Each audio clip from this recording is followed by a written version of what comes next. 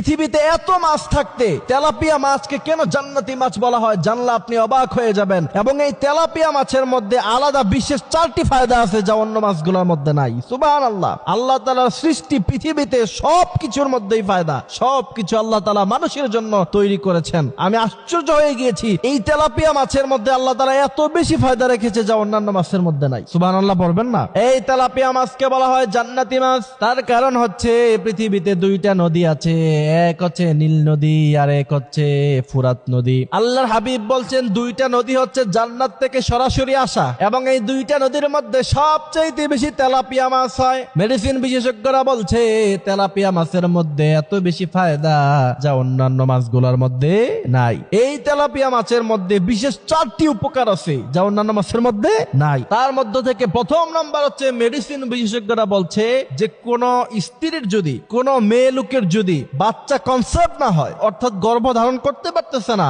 ওই নারী যদি নিয়মিত তেলাপিয়া মাছ খায় আল্লাহ তাআলার কুদরতে আল্লাহ তাআলা তাকে বাচ্চা কনসেপ্ট করার মতো ক্ষমতা দিয়ে দিবে। সুবহানাল্লাহ। এরপরে দ্বিতীয় নাম্বার, এটা আরো আশ্চর্যজনক, ছোট বাচ্চাকে যদি আপনি তেলাপিয়া মাছ খাওয়ান তার উচ্চতা বৃদ্ধি পায়। এজন্য যারা একটু খাটো এদের সন্তানাদিরাও খাটো হয়, আপনার সন্তানকে ছোটবেলায় নিয়মিত তেলাপিয়া মাছ খাওয়াবেন আর আল্লাহর কাছে দোয়া করবেন, আল্লাহ এটার উসিলায় আপনি আমার বাচ্চাকে লম্বা বানায়া দেন, দেখবেন আপনার বাচ্চা লম্বাটা বৃদ্ধি পেয়ে যাবে। এটা খুব